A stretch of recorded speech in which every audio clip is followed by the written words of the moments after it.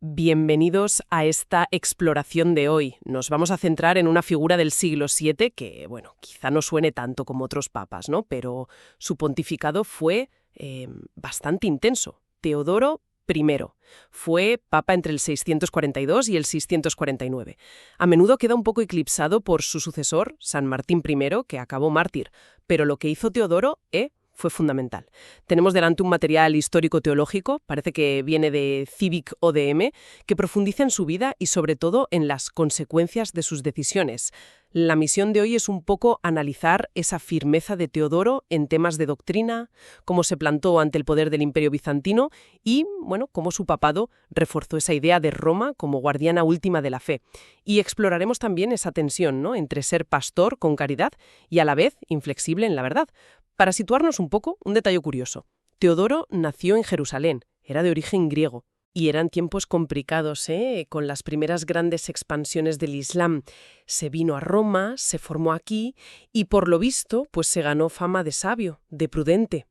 Al ser elegido papa en 642, parece que tenía una tarea muy clara: seguir defendiendo la visión, digamos, ortodoxa de Cristo frente al monotelismo. Y ojo, que esta doctrina tenía mucho peso en Constantinopla, la capital imperial. Exacto. Y para que entendamos la dificultad, recordemos qué era el monotelismo, aunque sea muy por encima, ¿vale? Era la disputa sobre si en Cristo había una sola voluntad, la divina, o dos, la divina y la humana. Simplificando mucho, claro. Decir que había una sola voluntad, pues chocaba con la comprensión de la plena humanidad de Jesús que se había fijado en concilios anteriores, sobre todo Calcedonia. Entiendo. O sea, un debate teológico de mucho calado. Muchísimo. Pero es que el lío teológico era también un lío político tremendo. Reflejaba esa tensión constante entre el emperador en Bizancio, que, bueno, a menudo quería meter mano en asuntos de fe para mantener unido el imperio, ¿sabes? Lo que llamamos cesaropapismo. Y por otro lado, la Iglesia, con Roma a la cabeza, que insistía en que la fe revelada no se podía cambiar por decreto imperial. Punto.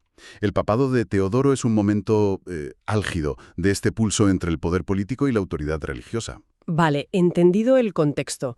Entonces, ¿cuál fue el detonante principal para Teodoro? Parece que el nuevo patriarca de Constantinopla, Pablo II, siguió R que R con el monotelismo, pero quizá de forma más astuta. Podría decirse así, sí. En lugar de una confrontación teológica directa, digamos que impulsó una solución política. Y aquí entra en escena un documento clave, el Tipos, un edicto del emperador Constante II, pero inspirado por el patriarca Pablo. Se promulgó en el 648. El tipos. Suena curioso. ¿Y qué decía exactamente? Pues mira, básicamente prohibía hablar del tema. Ni una voluntad ni dos voluntades. Se acabó la discusión. Silencio. El objetivo era claro: imponer silencio para calmar la agitación en el imperio. No buscaba resolver la cuestión de fe, ojo, sino eliminar el debate público. Hay una idea en el material que lo capta bien. Callar cuando la verdad está en juego es como hablar con la voz del miedo. O sea, una especie de ley mordaza teológica para mantener la paz social, ¿no? Pero, ¿por qué era tan problemático para Teodoro? Podría parecer una solución pragmática, al menos a primera vista. Esa es la cuestión central, claro. Desde la óptica de Roma, imponer silencio no era neutral. Para nada. Se veía como una forma de dejar vía libre al error, una especie de complicidad pasiva. Era como si el imperio dijera: bueno, si la verdad nos divide, mejor la escondemos debajo de la alfombra. Se interpretaba como una victoria del relativismo por conveniencia política. Entiendo. Y aquí vemos una táctica que a veces se da en estos conflictos doctrinales, ¿no? El error no se promueve abiertamente, sino que se disfraza de indiferencia, de búsqueda de paz o unidad a cualquier precio. El Tipos Cómodos no decía: la doctrina correcta es esta, pero al prohibir defender la postura de las dos voluntades, pues en la práctica la debilitaba, la dejaba sin aire. Teodoro vio ese peligro en el silencio forzado. Vale. Entiendo la lógica. No era neutralidad, era... Impedir la defensa de lo que él creía que era la verdad. ¿Y cómo reaccionó? ¿Se limitó a protestar formalmente o...? ¿Qué va? Su reacción fue de una contundencia notable, ¿eh? Primero se negó en redondo a aceptar el taifos. Lógico. Pero no se quedó ahí. Dio un paso que era, bueno, dinamita pura en aquel entonces. Rompió la comunión con el patriarca Pablo II. Lo excomulgó públicamente y declaró que sus decretos monotelitas no tenían validez alguna. Un momento. Excomulgar al patriarca de Constantinopla, al de la segunda sede más importante de la cristiandad y la capital del imperio. Eso suena enorme. Gigante. ¿Había ocurrido algo así antes? ¿Qué significaba realmente ese gesto en la dinámica iglesia-imperio? Era algo sísmico, sí. Prácticamente sin precedentes en siglos, con esa formalidad y contundencia. No era solo una disputa interna entre obispos importantes, no. Teodoro estaba trazando una línea muy clara en la arena. Estaba diciendo, con hechos, que la fidelidad a la doctrina estaba por encima de las alianzas políticas o la jerarquía imperial. Punto. El mensaje implícito era potentísimo. El obispo de Roma tiene la última palabra en materia de fe universal. Y esa autoridad no se somete al emperador. Era una afirmación rotunda de la primacía romana en cuestiones doctrinales. Imagino que eso no sentó nada, pero nada bien en Constantinopla. Para nada, claro. Fue un desafío directo a la autoridad imperial y a la eclesiástica de Constantinopla. Este acto no solo defendía una doctrina teológica específica, la de las dos voluntades, sino que reforzaba enormemente la autoconciencia del papado como garante último de la ortodoxia, independiente del poder terrenal. Se ve como un paso clave, ¿sabes?, en la consolidación de la idea de que la sede de Pedro no está subordinada a otras sedes, ni siquiera a la imperial, cuando se trata de la esencia de la fe. Hay una idea recurrente en la documentación que lo resume bien. La firmeza de Pedro no viene del César, sino de la roca sobre la que se asienta la Iglesia. Claro, y si Roma afirmaba esa independencia doctrinal con tanta fuerza, ¿cómo respondió el emperador Constante II? Supongo que no se quedaría de brazos cruzados. Efectivamente, Constante II, que el material describe como bastante irritado por la audacia del Papa, pasó a la acción. Envió órdenes a Roma exigiendo que Teodoro aceptase el taipós y se retractara. Y no eran simples sugerencias, las amenazas eran explícitas. Se hablaba de confiscar propiedades de la Iglesia en el imperio e incluso de arrestar y deportar al propio Papa. La presión era máxima. ¿Y Teodoro? ¿Se echó atrás ante esas amenazas tan serias? ¿Qué va? No cedió, ni un ápice. Su respuesta fue redoblar la apuesta. Convocó un gran sínodo en Roma, en la Basílica de Letrán. Se celebraría en 649.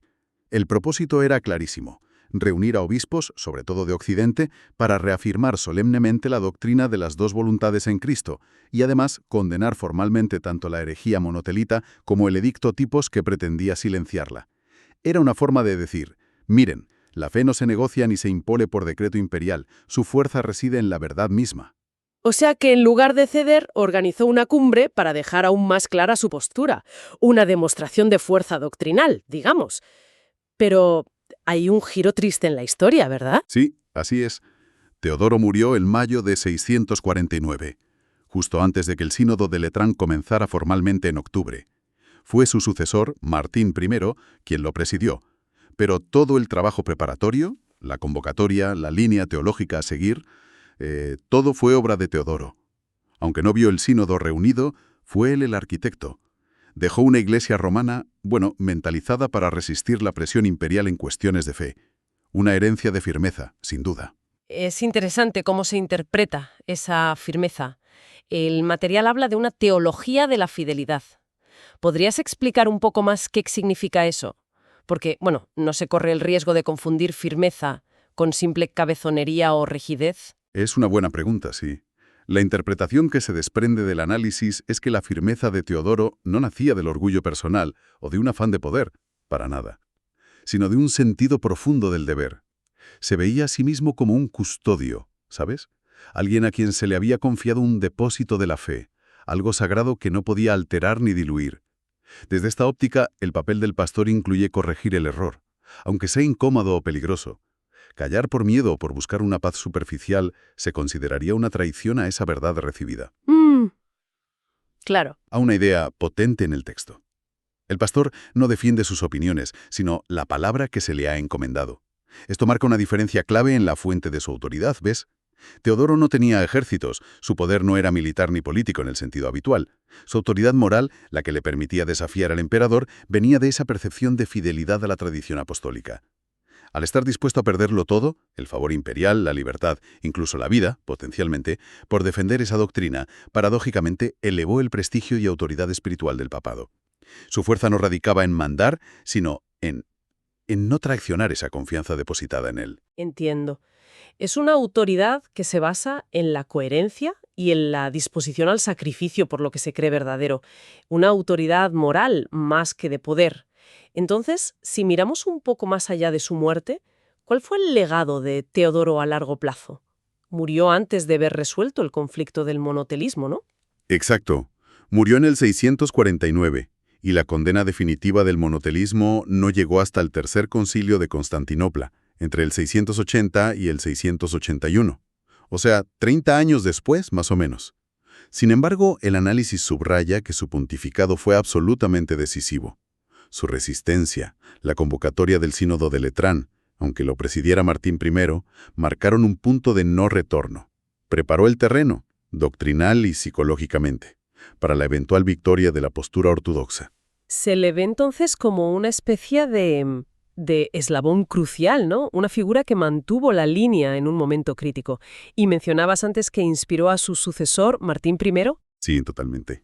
Martín I recogió el testigo de Teodoro. Presidió el sínodo de Letrán que condenó el tipos y el monotelismo, como Teodoro había planeado.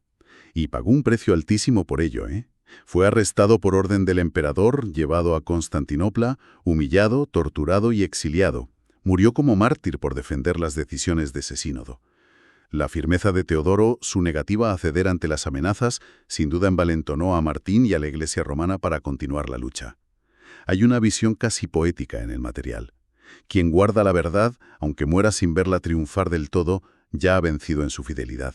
Qué fuerte. Una victoria moral, digamos. Desde una perspectiva más amplia de la historia de la Iglesia, lo que llamamos eclesiológica, el papado de Teodoro se considera un momento importante para afianzar la idea del obispo de Roma no solo como un primero entre iguales, sino como el referente último de la ortodoxia, el símbolo visible de que la Iglesia, a pesar de las crisis, no fallará en su fe esencial. Recordando esa promesa a Pedro: «He rogado por ti para que tu fe no desfallezca». Roma como esa roca firme, como decías antes, especialmente cuando otros poderes, incluso eclesiásticos importantes, podían dudar o ceder a presiones políticas. Justo eso. Cuando el poder imperial intentó imponer silencio por razones de Estado, la respuesta de Roma, encarnada en Teodoro, fue hablar claro, en defensa de la doctrina. Y esto tiene también una dimensión espiritual profunda, ¿eh? No parece que Teodoro buscara pelea por buscarla, pero aceptó las consecuencias de su misión. La defensa de lo que se considera la verdad revelada, pues, a menudo implica conflicto. El propio Evangelio advierte sobre la luz que incomoda a las tinieblas, ¿no? La unidad es importante, claro que sí, pero la lectura que se hace es que no puede comprarse al precio de sacrificar la verdad fundamental, como resume una reflexión del material. La unidad sin verdad puede ser una cárcel, mientras que la verdad vivida con caridad lleva a la libertad. La disposición a sufrir por esa verdad se convierte en un signo de autenticidad. Muy interesante. Recapitulando entonces, Teodoro I emerge como una figura de una valentía serena, sí, de una fidelidad a prueba de bombas a sus convicciones doctrinales.